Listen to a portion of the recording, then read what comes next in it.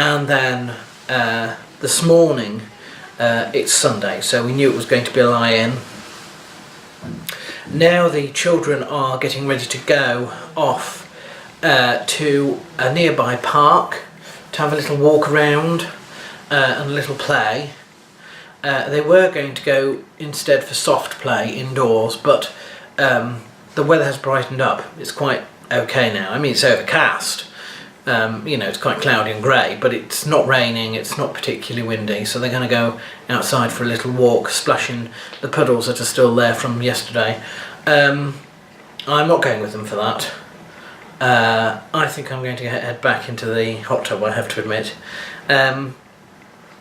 We're going to have a proper Sunday lunch, and then we are doing the first proper visitation of the tour, and we are going to nearby Blackburn Cathedral.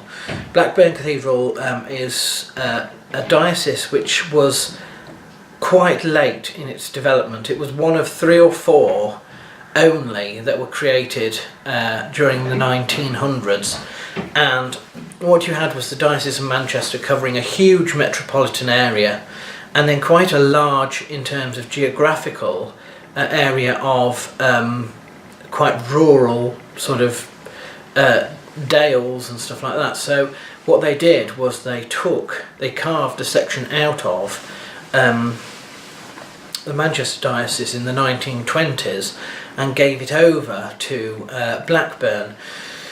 This of course means that Blackburn Cathedral is a glorified parish church in that it was not built as a cathedral.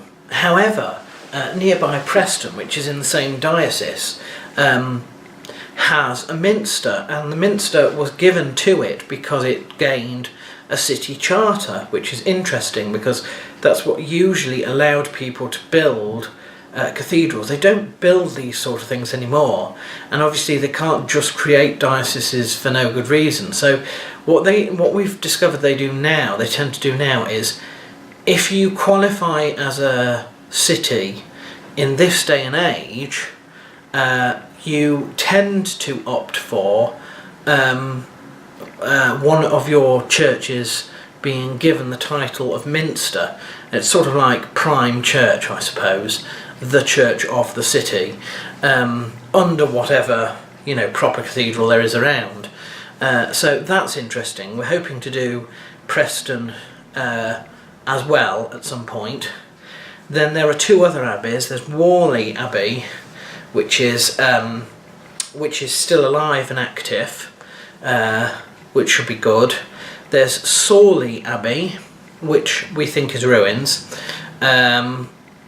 There is Cathedral, which has a castle, which should be interesting to look at as well.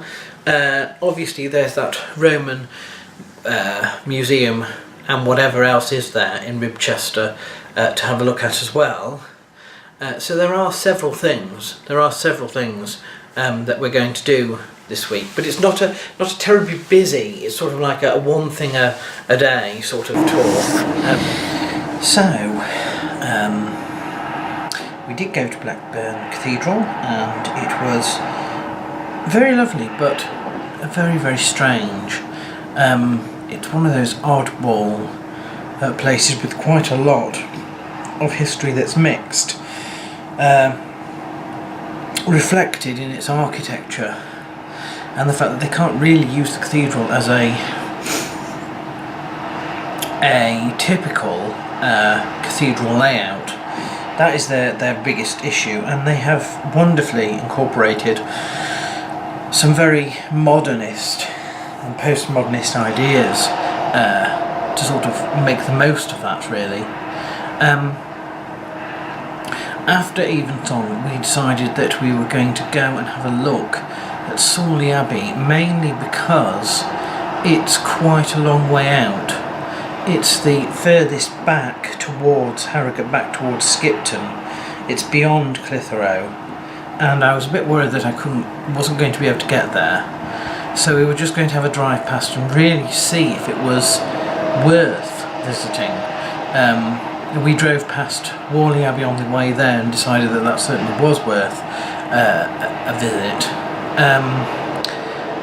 but we weren't so sure about Sawley. We got there just as it was getting dark, and there isn't a lot to see, to be honest. It's a few sort of stone boulders here and there, so I made the executive decision that that would be my visit, a sort of flying visit, take some photos, etc, etc, but that I wouldn't be going back to visit there later. We stopped off in Ribchester on the way back because of pub night, in fact. My father and I had not managed to get a February pub night in, and we thought we'd probably do it sometime whilst we were on our holiday, which we are now, and the Ribchester Arms, which is one of several pubs all close together in Ribchester,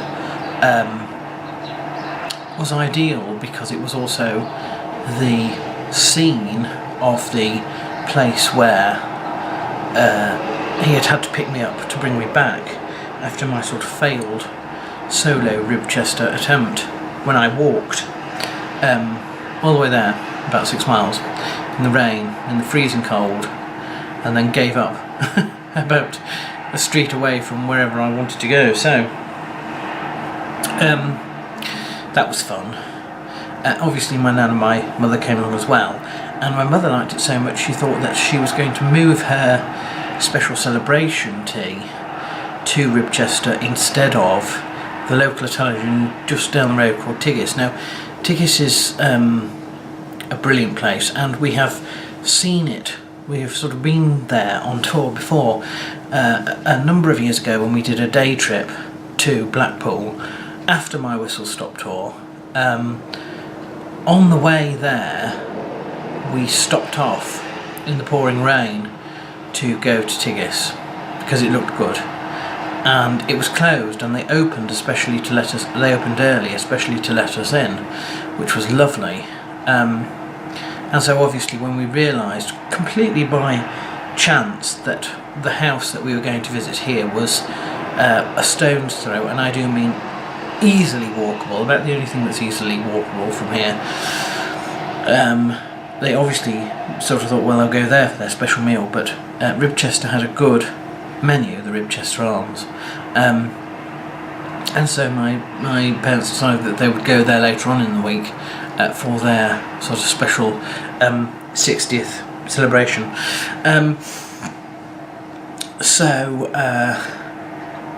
Then we came back, and the kids were already in bed. We came back later, and we had a sort of buffet tea with Scotch eggs and quiche and you know, the sort of things that you would, sort of sausage rolls, that sort of thing. Very nice. And that was pretty much the end of that, I think. After that we all went down and played ping pong and snooker, or whatever it was, downstairs.